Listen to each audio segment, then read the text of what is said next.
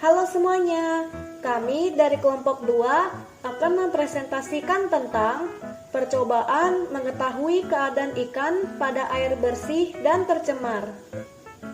Kami dari kelompok 2 yang terdiri dari ketua saya sendiri Blezia, sekretaris oleh Aprilia, dan anggota oleh Afni, Damar, Bagus, dan Widya.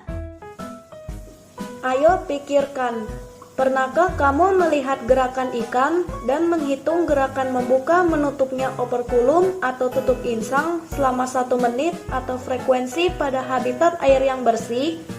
Bagaimana jika habitatnya diganti dengan air yang tercemar? Adakah perbedaan gerakan dan frekuensi membuka dan menutupnya operkulum? Untuk menjawab semua pertanyaan tersebut, kami akan melakukan kegiatan berikut. Langkah-langkah percobaan. Pertama, siapkan 4 buah toples kosong, 4 ekor ikan kecil dan stopwatch. Kedua, isi setiap toples dengan A. Air bersih, B. Air sabun mandi 2 tetes per 250 ml, C. Air sabun deterjen 2 tetes per 250 ml, D. Obat nyamuk cair 2 tetes per 250 ml. Ketiga, masukkan ikan-ikan tersebut ke dalam toples. Langkah analisa. 1. Amati ikan dalam waktu 5 menit, 10 menit, dan 15 menit. 2. Diskusikan hasil pengamatanmu dengan teman kelompokmu.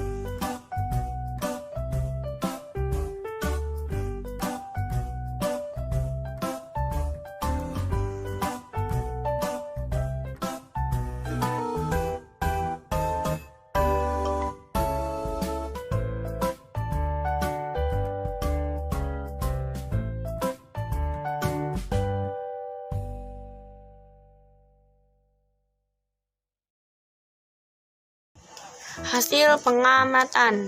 A. Ikan pada habitat air bersih. Ikan pada habitat air bersih akan bertahan lama karena airnya tidak tercemari. Gerakan ikan terlihat wajar atau normal saat berenang. Frekuensi gerakan ikan membuka dan menutupnya operkulum atau tutup insang dalam 1 menit adalah sekitar 240 kali atau 4 kali per detik. B. Ikan pada habitat air sabun mandi. Ikan pada habitat air sabun mandi tidak bertahan lama. Ikan mengalami kejang di menit ke-8 dan mati di menit ke-10. Hal ini dikarenakan airnya telah tercemar. Gerakan ikan semakin lama semakin cepat dan tidak teratur. Tidak lama kemudian ikan terlihat lemas dan tidak seimbang. Frekuensi gerakan ikan membuka dan menutupnya operkulum atau tutup insang. Semakin lama semakin cepat dari gerakan normal atau naik lebih dari 50%. Kemudian perlahan gerakan tersebut menurun dan akhirnya berhenti. C. Ikan pada habitat air sabun deterjen. Ikan pada habitat air sabun deterjen juga tidak bertahan lama, namun sedikit lebih cepat dibandingkan dengan air sabun mandi. Ikan mengalami kejang di menit ke-4 dan mati di menit ke-6. Hal ini dikarenakan airnya telah tercemar oleh bahan kimia yang lebih kuat. Gerakan ikan semakin lama semakin cepat dan tidak teratur. Tidak lama kemudian, ikan terlihat lemas dan tidak seimbang. Frekuensi gerakan ikan membuka dan menutupnya operkulum atau tutup insang semakin lama semakin cepat dari gerakan normal atau naik lebih dari 70%. Kemudian perlahan gerakan tersebut menurun dan akhirnya berhenti. D. Ikan pada habitat air dengan obat nyamuk cair.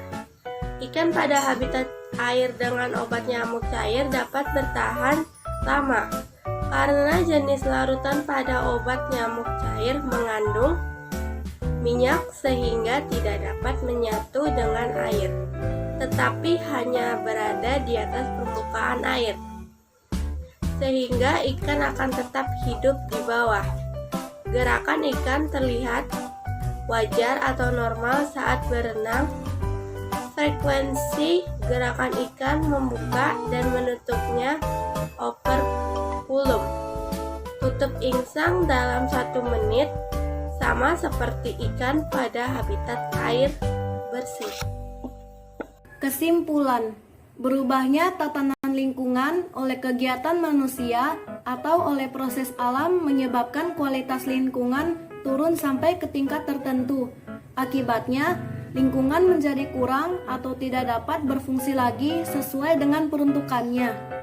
Seperti habitat ikan dengan air yang tercemar akan mempengaruhi kehidupan ekosistem ikan, sehingga dapat mengakibatkan ikan mati. Demikianlah presentasi kami dari kelompok 2. Terima kasih. Dah.